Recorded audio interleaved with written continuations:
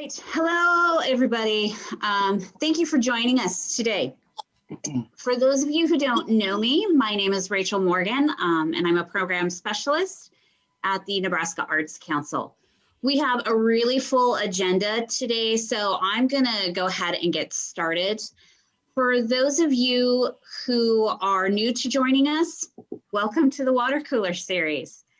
This series was designed for arts administrators, volunteers, and nonprofits as a way to come together and learn from each other. Each month, we have a different topic that we discuss, and recordings from past sessions can be found on our website. Closed captioning today is provided by Caption Access. If you look at the bottom of your screen, you'll see a little icon that says CC, and you hover over that. And you can either see the subtitles or you can see a full transcript. And then Joe also dropped in a link to an external site that also has the transcript. The way the next hour is going to flow, we are going to meet Skylar Dykes from Nebraskans for the Arts. And then we're going to hear from Brad Holt from Sorenson Communications, Bill Graham from Caption Access, and Paulette Monthei from Outlook, Nebraska. NAC Program Coordinator Linda Hillier is going to close things out by talking about funding opportunities that will help pay for these wonderful services that you're going to hear about. We'll take questions at the very end of the session, which is a little different than how we usually do it. Feel free to drop them in the chat, though, as we go. And if for some reason we run out of time, we'll put you in touch with the presenters so that they can follow up with you. Due to the tight schedule today, there will be no breakout rooms. I'm sorry, but come back next month and we'll bring them back. All right. Skylar, would you like to introduce yourself? Sure. Hi, everyone. As Rachel said, my name is Skylar Dykes. I am the Interim Executive Director of Nebraskans for the Arts, Nebraska's state arts advocacy organization. We are partnering with NAC today to present today's water cooler session. So thank you so much for joining us. I wanted to quickly thank everyone who made it out to yesterday's Nebraska Arts Advocacy Day. It was a really wonderful event. I had a great time and I hope that you did as well if you were able to attend. If you were not able to attend, I am going to drop a link in the chat box to where you can subscribe to our newsletters. We will be sharing a newsletter here in the next few weeks with recordings of that event. So thank you to everyone and looking forward to today's session. Thank you, Skylar. I don't think Suzanne was able to join us today. Usually she gives us a little update, but she is busy and hard at work with the Appropriations Committee meeting that is going to be tomorrow and getting things ready for that. So we are going to move on. And our first presenter is Brad Holt from Sorenson Communications. And Brad, I'm going to turn it over to you. So I'm Brad. I am with Sorenson Communications. Sorenson is the nation's largest provider of sign language interpreting services. We have been in the business for a little over 20 years. When I say the largest, we are also the telephone provider for the deaf. Technology was invented in the late 1990s. For a deaf individual to pick up a remote control, dial a phone number and a video screen, and a sign language interpreter pops up and they have their phone calls that way. The conversation is seamless, where it used to be a little bit clunky in the past with TTYs, and a deaf person would have to type, and then a relay operator would have to wait for all the typed message to come along and then read it to the other person on the line. The other person on the line would say what they would say, the relay operator would type back. Now it's a very seamless interaction. Both parties can interrupt each other, and it sounds more like an average conversation that any two people would have. With doing that, we have about 110 offices full of sign language interpreters around North America, interpreting millions and millions of calls every month. About 5 years ago, those interpreters came to us and said, can we start providing the similar services in the community? So that, 5 years ago, we started going out into the community and providing sign language interpreting. And as of late, due to the pandemic and due to social distancing requirements, we have created a whole virtual team of sign language interpreters that are now interpreting for virtual classrooms, virtual colleges, virtual universities, virtual events.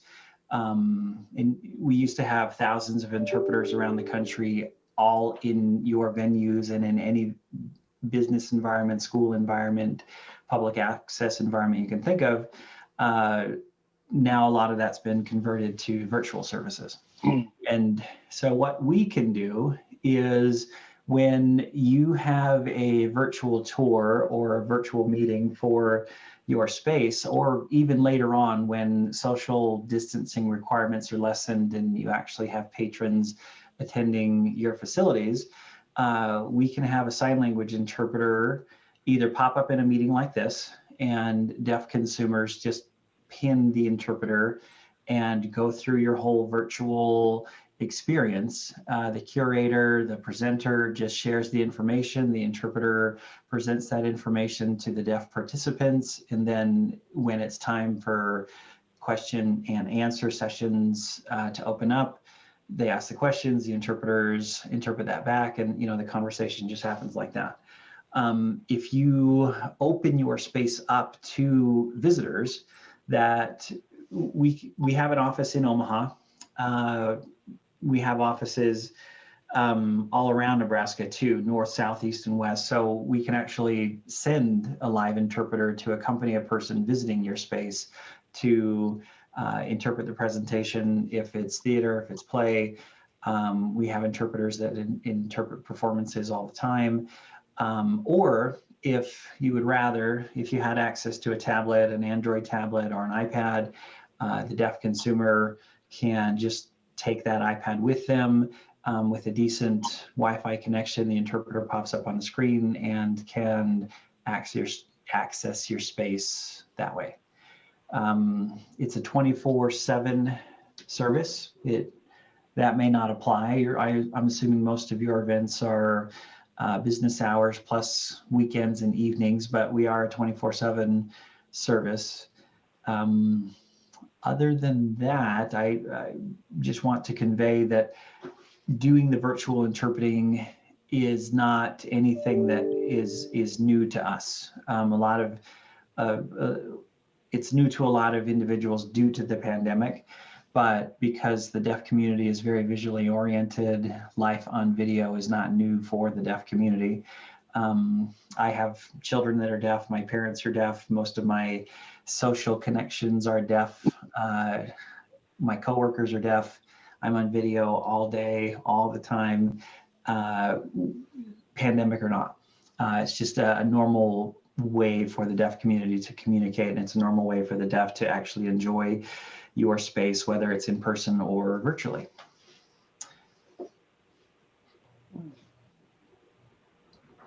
So that's about it for now. I'll turn it over to the next presenter, and then I'll just stay for any Q&A afterwards.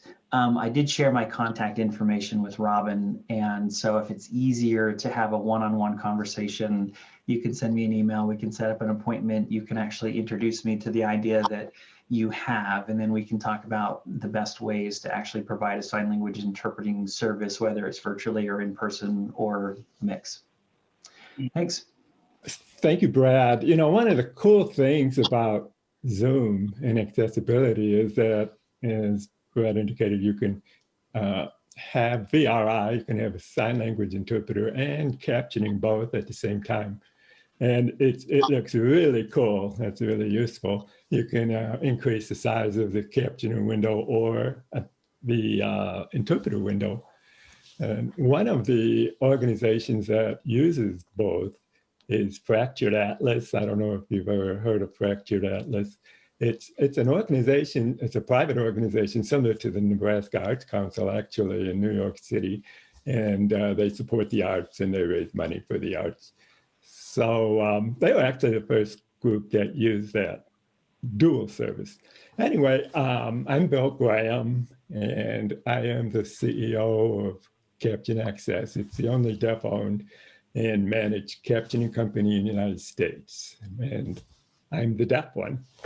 I founded Caption Access in 2011 from scratch, and last year we had revenues well over $1 million. So a lot of people are using captioning. My own interest in captioning had its genesis in the need I had for it. I became deaf as an adult, and I didn't know sign language, and I didn't know lip reading. And the only way I understood really well was by reading text.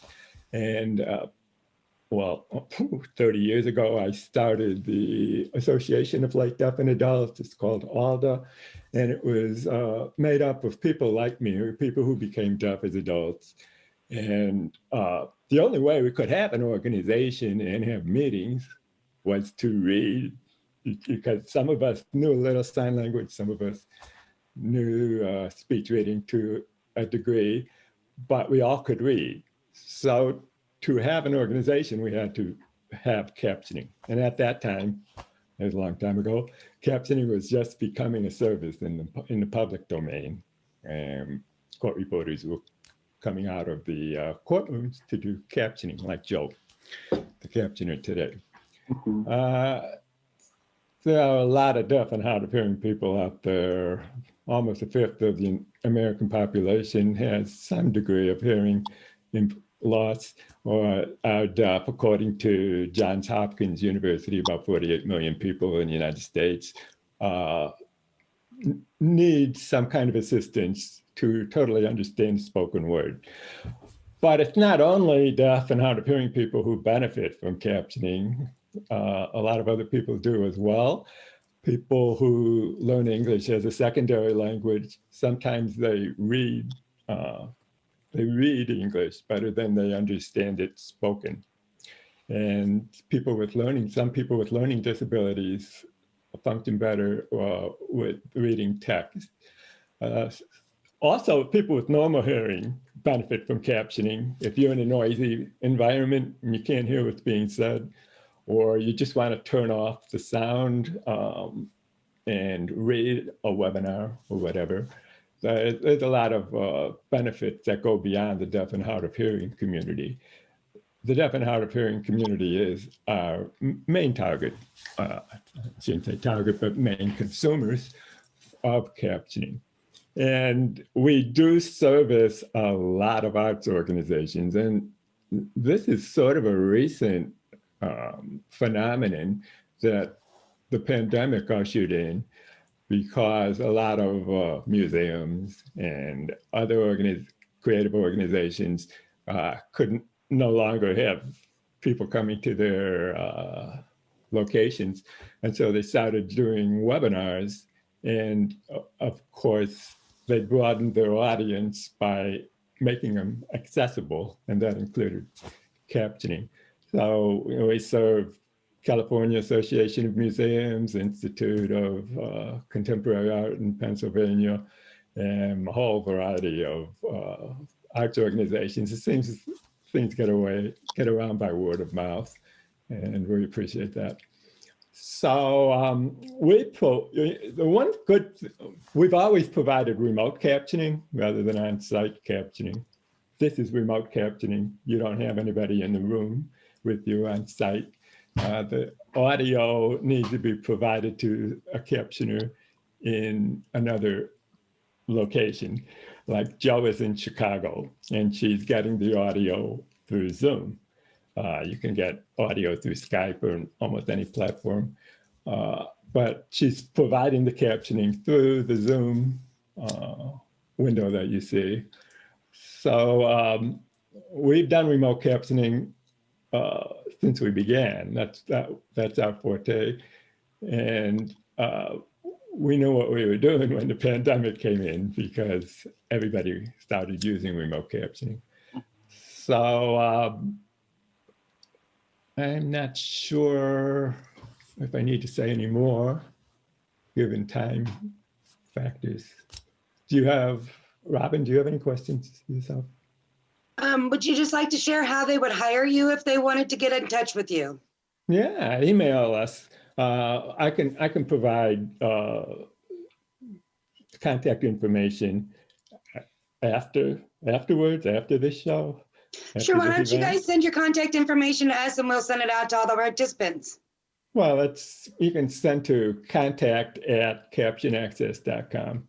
And Perfect. we'll get a whole bunch of people that will respond to you. Mm-hmm. And then we will, if you want to do an event, we'll explain how you go about that. We need a lot of information from you. We'll tell you the rates. And we'll hold your hand all the way through your first event. We have a very good tech team. And given the fact that technology it's really very varied. It's not only Zoom, but there are a lot of other platforms that we work with. And technical assistance is helpful. The Zoom, I think it was Rachel, said that Zoom provides captioning. She thought Zoom provides captioning automatically. And there is that feature, one of the many features that you can't find, that provides auto captioning, like Siri, But the problem is there are a lot of problems. Well, first of all, the accuracy isn't great, duh, number one. But also, there are a lot of glitches in Zoom. And if you don't have a human around, like the captioner or a tech person, then you're going to be lost. You're not going to have any kind of access. So it's an interesting area to be involved with. A lot has changed over time. Well, and I can say that we've worked with this organization several times and that they have just been absolute rock stars every single time we have contacted them. So we are always just very grateful for all of the hard work that they do. Rachel, wow. I think we have to turn it back over to you now. Yay. Thank you. Thank you. Just a reminder, guys, we'll do a question and answer, a Q&A session when we're done, but feel free to drop them into the chat and we'll go through them then. Paulette Montei is next. Hi, my name is Paula Montana. I'm with Outlook for Enrichment. I'm the program coordinator for all of our programs and services, as well as I'm an ADA coordinator. So I work with agencies on accessibility questions that they may have, provide resources and technical assistance. And some of that I have provided to NAC when reviewing grants, or I have also worked directly with theaters when looking at accessibility issues. We also provide audio description services and Braille translation services. And our audio description program provides visual information to individuals who are blind and visually impaired in a manner that allows them to access the same information that you might see on the stage. So think about this for a minute. And I like to use this example of a play because most of us have probably seen Macbeth. We probably had to read it in high school at some point in our lives. We probably had to interact with it. If you think about the play, there's a lot of very visual things within the play that you might miss if you're somebody who's visually impaired. For example, one of the more famous scenes of Lady Macbeth washing her hands of blood and thinking about all the visualization that goes along with that particular scene and how emotionally interactive that is to promote thought process. But if you're visually impaired, you're not going to see that. You're not going to capture the essence of what Shakespeare really wrote. So that's part of what our role as the audio describers is. They will oftentimes spend for any production that we do, the audio describer usually spends 6 to 7 hours preparing and actually being on site for the audio description components.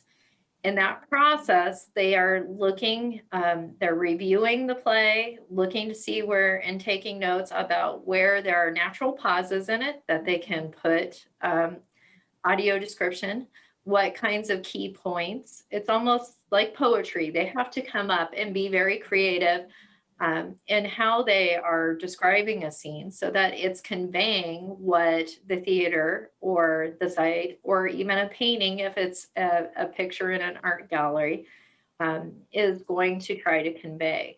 So we have to look at emotion, the action. Other key points that are considered when we do audio description is looking at color. In some plays and productions, as well as artwork, color plays a very important role in types of information that is conveyed through that piece of artwork or form. And so the audio describer has to put a lot of effort before even going to the broadcast or the show to look at what type of information that they will present to the person who is blind and visually impaired. And it can be simple things as much as facial expressions that wouldn't be seen by somebody who's visually impaired, to costume information.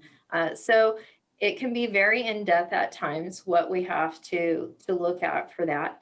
We also provide Braille transcription services. This can be, you would send us documents, and it's per page per product. So with the translation, we look at if it's a playbill, we would need to format it and then translate it into Braille. And then the production cost of actually producing the Braille is factored into the cost for that. And there are 3 of us who actually do that on site.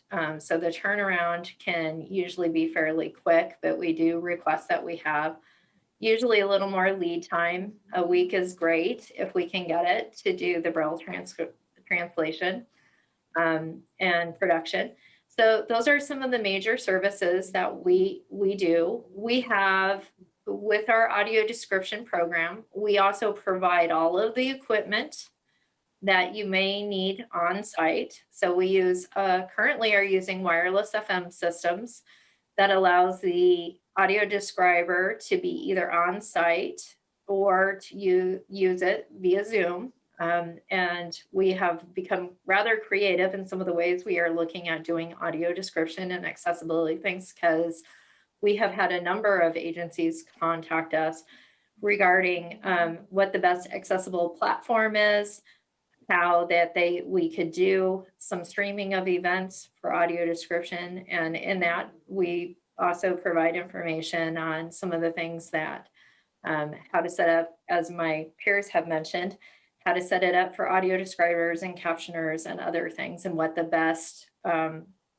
platform for that. Zoom is one of the ones that gives us a lot more flexibility, and even the Americans with Disabilities Act technical assistance groups are using that as their main mode. So there's some great information out there on the disability and technical assistance sites on accessible meetings and how you set that up, as well as information there is and on the Zoom website itself on how you might use captioners and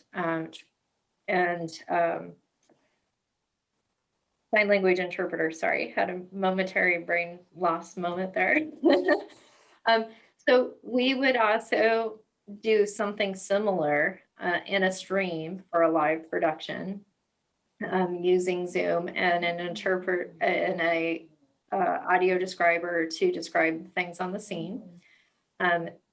There is some ways that can be done with a person who might be sitting at home also, and they were enjoying an event with a family. They could use Zoom to call in and just have the audio broadcast over an iPhone or other device. So we've really put a lot of thought into how we can continue to provide the service at this time. And that's about all I have for our services. If you have any questions, you can get additional information about what our programs and our audio description program on outlook.en.org. And you can either call our organization, or you can reach out to me. My email is pmonthei, PMONTHEI, at outlook.en.org. Thank you. Great. Thank you, Paulette. Next up is Linda. While you're getting that pulled up, Rachel, I just want to thank all three of our presenters that we had today for sharing details about all of your services that you provide. And I'm sure we'll have a few questions at the end that we'll want to get to surely. But real quick, I just wanted to let everyone know how you can get some funds to pay for these services that you learned about today.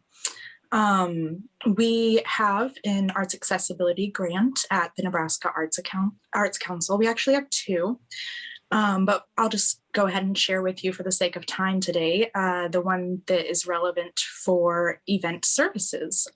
This is a reimbursement grant award, and you can request from us $300 per event, up to $1,500 a year. And this is to hire any of these companies that you've learned from here today, or any other access-related services that would help people with disabilities interact with your organization, your art events, and your art programs. Right now, we are out of funds for this fiscal year, but we'll be opening up all of our floating deadline applications in mid-March is our goal. And so those are just due 4 weeks before the start date of your event. So if you're planning events for after July 1st, you can get an application in as early as mid-March, and they are awarded first come, first serve, or you can wait a little closer to the event when you have more details, and just make sure you get it in at least 4 weeks before the start date of your event. Those requests, like I mentioned, are awarded on a first come, first served basis. And so we try to award as many as possible, but I definitely recommend getting applications in earlier than later. And then I also saw that Suzanne was with us, and I didn't know if she had any updates. So I just wanted to mention that and give her an opportunity to interject as well.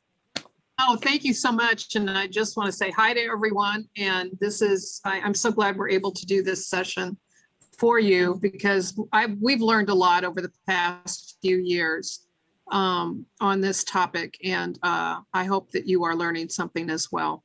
So. Well, we have had a few questions come in.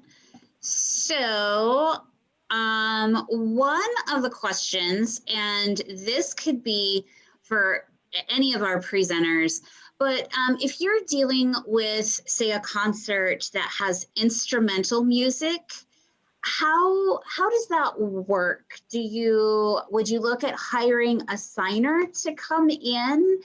Or is that something that audio description helps with? How do you work with something that has really no words? Mm-hmm.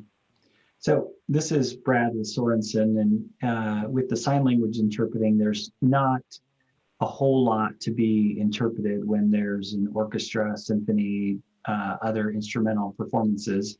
If the music is part of a greater story, if there's narration and then an intro to the music and then narration and intro to the music, there are some deaf community members that either hear enough to, when they're in a venue that there is live music like that, can actually absorb it and appreciate it, or they like the feel.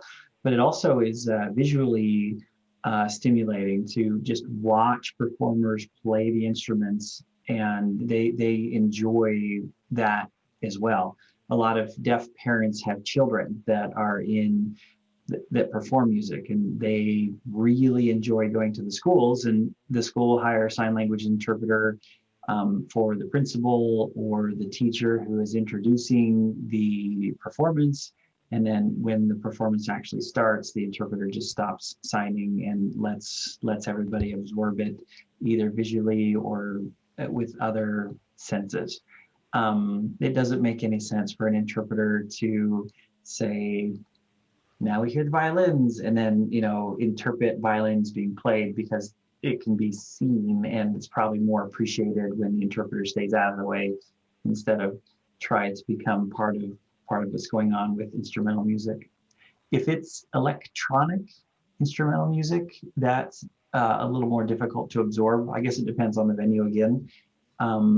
But when you have cochlear implants or hearing aids or other listening devices that are electronically based, sometimes there's a clash with that electronic music. And you know, I cannot speak for everybody, but if the interpreters would interpret what is being presented in a spoken presentation, and then the music will just be done by itself. If there are lyrics or if there is a performer singing, the interpreter can interpret the lyrics, can interpret the singing portion.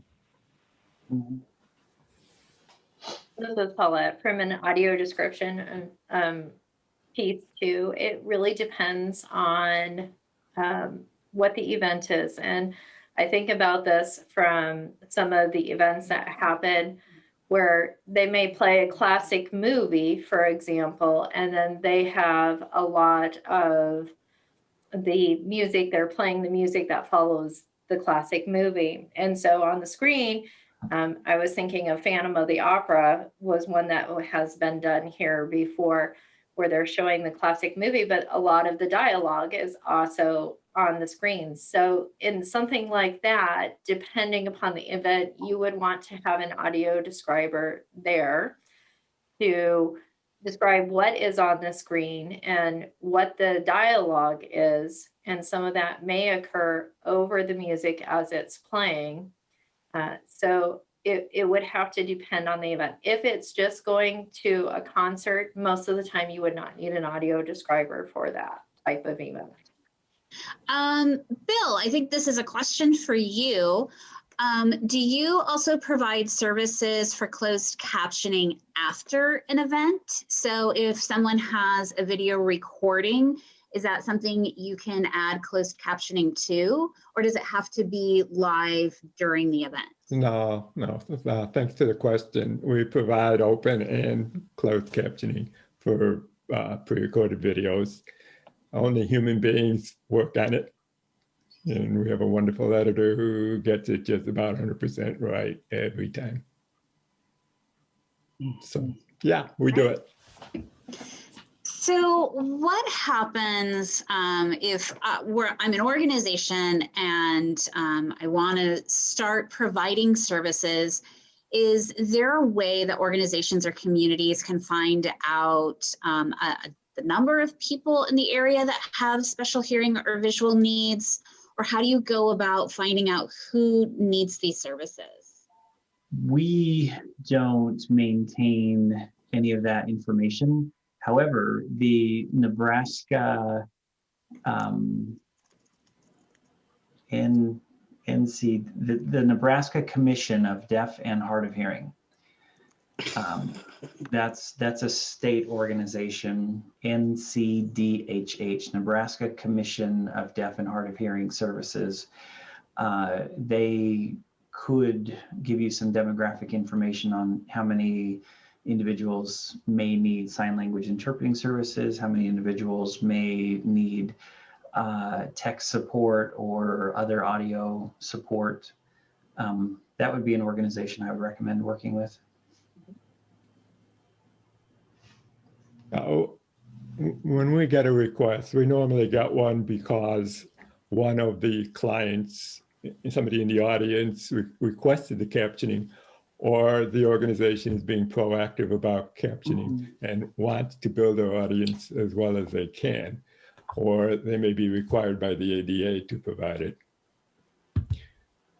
But as far as numbers go, I think, you know, if you go by the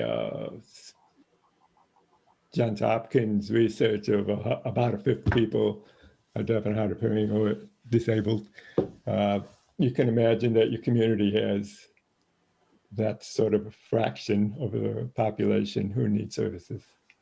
And some organizations, like was mentioned in the chat, when they list information on their website or when they publish marketing collateral, you can do one of a couple of things. You can just make it obvious that any individual requesting accommodations can contact this person and specifically ask for accommodations or ask about accommodations before they purchase a ticket for the event or purchase entrance into the event. Another thing that some organizations will do is if it's performance that is repetitive, if there's a run of the same performance for a month, they will say on the first Tuesday of the month and the last Tuesday of the month, sign language interpreters will be available. And then they just hire sign language interpreters, or, movie theaters also do the same thing with captioning. They'll say this movie is going to be playing for the next 3 weeks. However, every Saturday at 11 o'clock, the movie will be open captioned. And so anybody that wants access to that, they'll go to that specific time. This is Paulette. Brad is spot on in some of his comments. In your publication materials, you want to be very clear that you do provide accommodations as needed or upon request, and put a time frame on that, because some things are easier to schedule. For example, with Sorenson being so large, it may be easier to get a captioner. As a sign language interpreter. But with our program, we have seven staff who can do events. And so we need to coordinate who is available for an event. What we have done with some of the theater venues is they will, like Brad was saying, is have a specific date in mind that they will have that production run with a person on site to do the audio description. However, keep in mind, though, even though you have those sites and dates available, maybe the person's out of town or they can't make the performance at that time, or that performance is already sold out, and they're still requesting the service, you may still be legally required to provide an alternate time or day to work with that individual unless it's going to create a significant undue hardship. With funding available and resources available, it may not be on your end, but on the agency who you're contracting with from a physical possibility that we may not have somebody available for that particular event. So you do have to keep some of that in mind. And the key is to enter into the dialogue with the individual who is requesting the event to come up with a reasonable accommodation to meet their needs. Hopefully that answers the question. As far as demographics, the other part of that demographic, in the state of Nebraska, the statistics do show from the Census Bureau and other data that we have readily available to us that 1 in 4 individuals will experience vision loss throughout the course of their lives. So if you think about it, you probably have a family member or friend or somebody who you know has a vision loss. And that could be legal blindness, totally blind, or just somebody who's a senior who's starting to experience cataracts or glaucoma, for example, and they're having challenges with seeing, but they haven't quite met that criteria for being legally blind yet. Great, thank you. And we did have also a suggestion in the chat that if you have a registration form, having a box where they could check if they have any accessibility needs. That can be a way to kind of start that dialogue also that Paulette talked about, and being able to have that conversation. One other question, and this might be Brad and Bill, but is there an example or maybe a certain circumstance where you would choose captioning over ASL, and why that would be? Brad, do you want to go? Sure. It's typically a preference. A deaf individual or hard of hearing individual should just choose whatever accommodation fits them best. In some areas where the information is highly technical or in an academic scenario, that an individual may choose both accommodations. In a Zoom meeting here, for example, a lot of organizations will provide both a sign language interpreter and captioning service. One nice thing that comes with captioning is a lot of times the captioning companies will email the consumers the transcript after the meeting is done. If you're absorbing all your information through a sign language interpreter, looking away to write notes is extremely difficult. So that's a benefit, but it's really up to the individual to decide what works best for them. Mm-hmm. It also depends on if the person, because my background's in deafblindness, it might also depend on how they are interfacing with the technology also. If somebody's using a refreshable braille display, that person would probably, because of both a vision and hearing loss, they would be wanting the captioning services sometimes if it's a web-based event versus an in-person event. They might want to use an in-person interpreter because with deafblind individuals, it is tactile signing as opposed to visual signing. Yeah, that's correct.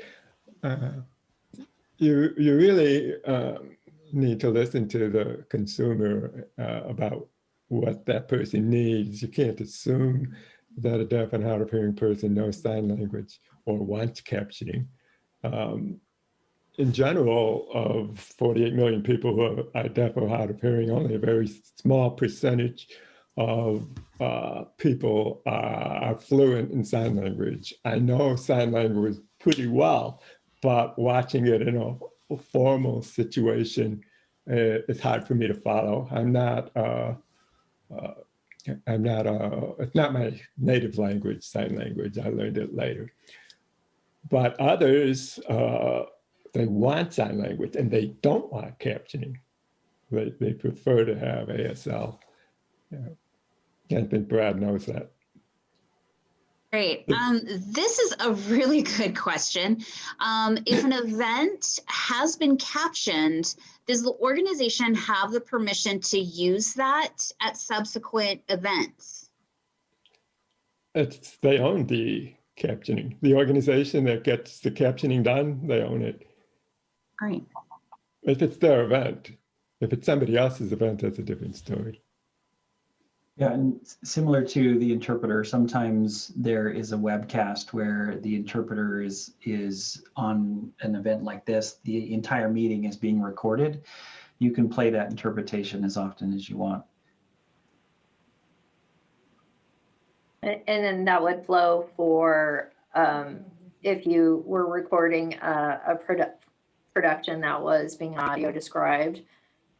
You would be able to record it and replay it as needed or have it on your site for anyone to view at a later time. What we would call ASL Productions. Some organizations will have a website where just information is available. Any user can go and absorb that information. There's a window that there's a sign language interpreter doing the interpretation of whatever information is being presented.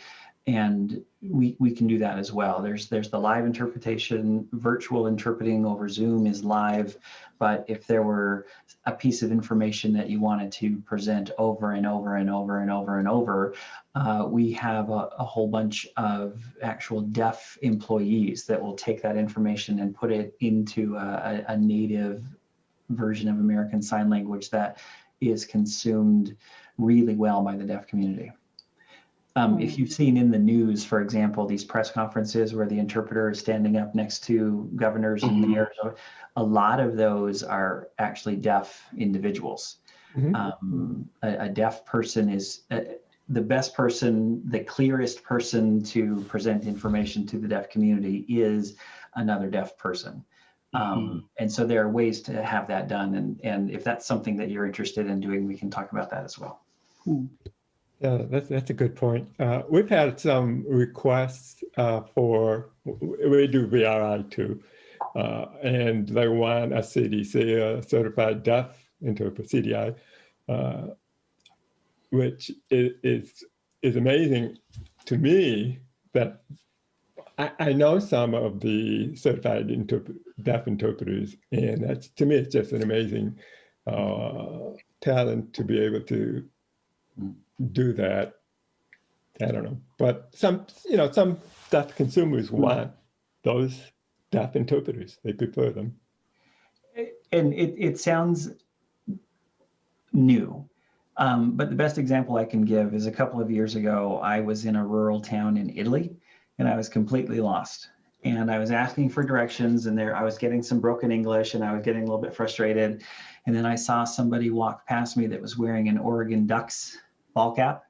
So I tapped him on the shoulder and I said, "Do you know where I am?" And that person turned to me in a very clear American accent and gave me all the information that I wanted.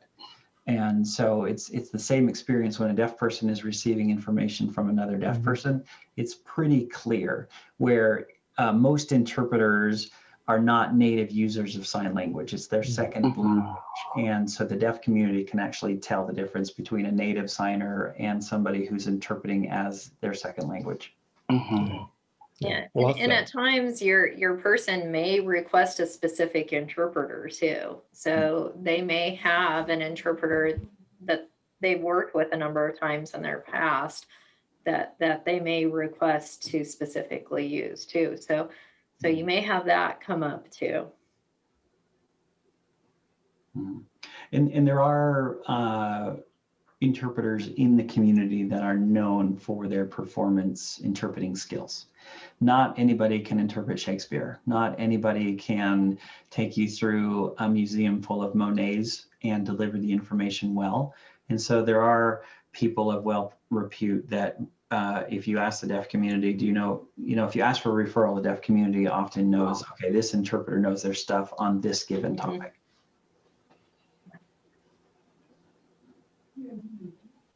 And I have a comment as well from somebody who just wanted to share an experience with everyone. And it's actually interesting because it's a conversation we just had ahead of this meeting, whether we should ask Caption Access to do our captioning or if we should rely on Zoom's captioning function.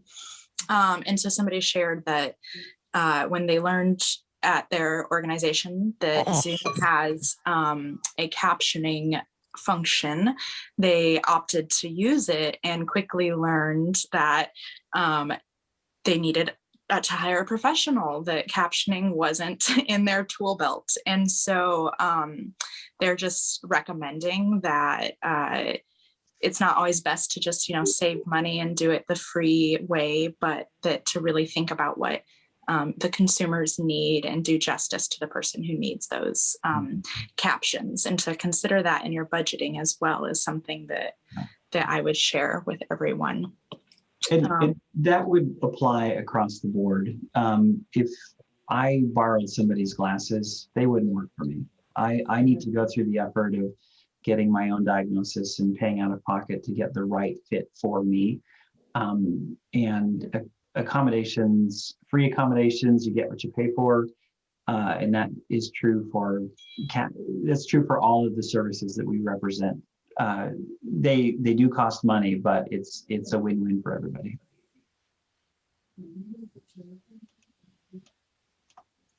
Yeah, you always have to look at it from a good business perspective of, yes, there is an upfront cost for it, but what is it going to say about your organization and that how you accommodated somebody in the community? And that can be a lot more powerful than just having somebody who doesn't have the skill sets to it. They might come back and walk away from that performance, say, oh, that was terrible. The person who described it, I'm never going there again.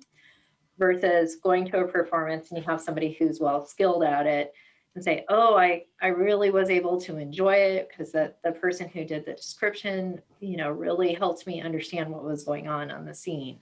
So you have to look at it from accommodating the community, and is that a good business decision in the long run that's going to come back and pay you forward in the future? Mm-hmm. And these do fall under legal obligations too. There are some organizations, if you receive public funds, either from the state or from the federal government, then the Americans with Disabilities Act expects an accommodation to be provided. If you're a private organization then the law expects a reasonable accommodation without any undue financial pressure. And that's a conversation to have internally. But if you're receiving public money, then legally speaking, you're obligated to provide accommodations. Yeah, and if you think about it, if under Title III of the Americans with Disabilities Act, if you're open to the public, then you're required to provide accommodations.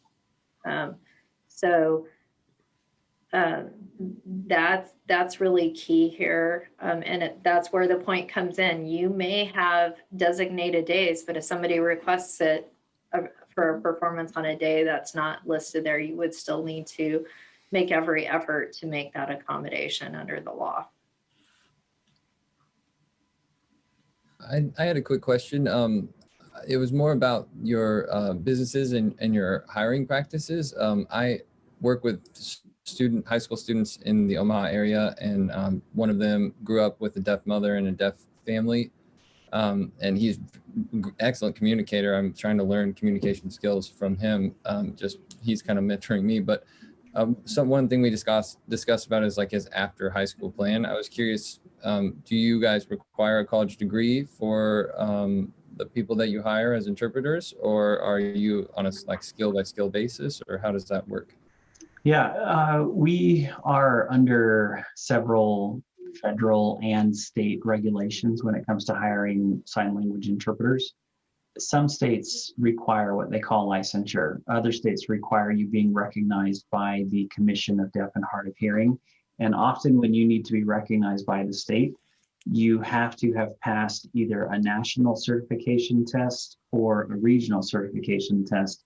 And nowadays, in order to take that test, you have to have a bachelor's degree. It doesn't matter in what field, but just to qualify, just to be eligible to take the test, you have to have a bachelor's degree. With that being said, there are some locations that don't require being recognized by the state.